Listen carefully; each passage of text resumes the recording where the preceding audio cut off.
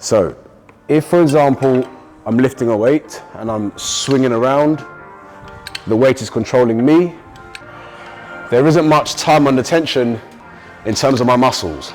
What's going on YouTube, it's Jason, and today we're going to speak about a principle called progressive overload. Progressive overload in a nutshell is when your workouts get more difficult and more intense over time.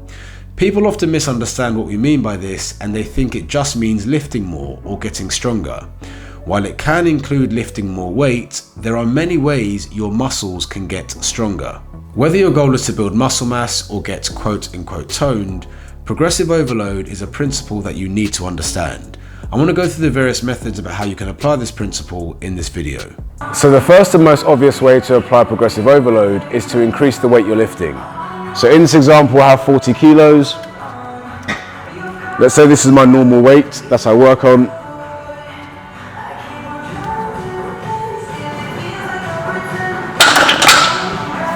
Progressive overload would literally mean adding to this weight. So adding, let's say 5 kilos each side. It can be anything. Anything more than 40 kilos is progressive overload. So in this example, I'm adding 5 kilos to make it 50. It probably won't be that much all in one go, but same example, I lift off. 1.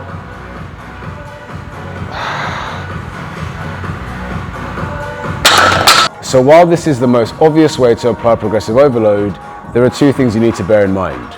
Number one is joint health. If you are always trying to get stronger, you may run into issues when it comes to your joints and injuries. And the second thing to bear in mind is that your weight sometimes reaches a sticking point. You get to a certain stage, you might be lifting the same weight over and over again, and you just can't push through. When that happens, that's when we move on to other principles of progressive overload. The next way we can apply progressive overload is by increasing the number of repetitions that we're doing. So let's say I was aiming for 10 repetitions on this weight. I can actually try and go for 11 or 12 to make it more difficult, place more load on my muscles, and that would be me getting stronger, even though I haven't lifted more weight.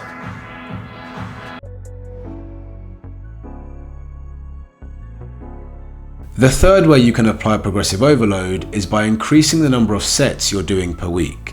Let's say you're doing 10 sets on chest per week, you can bump that up to 15 or 20 to add more volume. That will place more load on the muscles and therefore will allow you to grow and get stronger over time. The fourth way we can apply progressive overload is by improving our technique. So if, for example, I'm lifting a weight and I'm swinging around, the weight is controlling me, there isn't much time under tension in terms of my muscles. If I fix my form, so extend the knee slightly, allow the weight to take me forward, and I'll squeeze back. See how I've slowed down those repetitions and placed more load on my muscles. The whole set goes from being about 15 seconds long to around 30 seconds. And just by doing that, my muscles are getting stronger. By slowing things down, we can focus on execution and actually work the muscle in question. And the final way you can apply progressive overload is by increasing your training frequency. So let's say, for instance, you're doing a typical bro split, so chest on Monday, back on Tuesday, legs on Wednesday. You could, for example, train chest another day of the week. That will be placing more load on the muscles and will cause you to get stronger and therefore grow. So essentially, progressive overload is about making your workouts more difficult and getting better over time. Yes, that does mean stronger, but as I've discussed, stronger is not limited to the weight that you lift. You can be stronger in many different ways. So to finish off, some practical recommendations to apply progressive overload. Number one, and this might sound really obvious, but log your workouts. If you're not tracking your workouts, if you can't see that you're getting stronger, that you're doing more sets or more reps over time, there is a risk that you can just go through the motions and not improve. If you're not improving, you're not progressively overloading and you are not going to build muscle. Number two, and I always recommend this to my clients, try other methods of progressive overload first before you try increasing the weight. The reason I recommend this is because it can get very frustrating trying to increase the weight you're lifting. You might be going into the gym, and as I mentioned, you just reach a sticking point with a weight where no matter what you do, that weight won't improve. Most people just give up or stay on the same weight and don't improve. At that point, I would say try and increase the reps, the sets, the technique, or your training frequency first, because you might find that once you do that, you'll build more muscle, and with more muscle, you will eventually be able to lift more weight. And the final recommendation, only apply one method of progressive overload at once.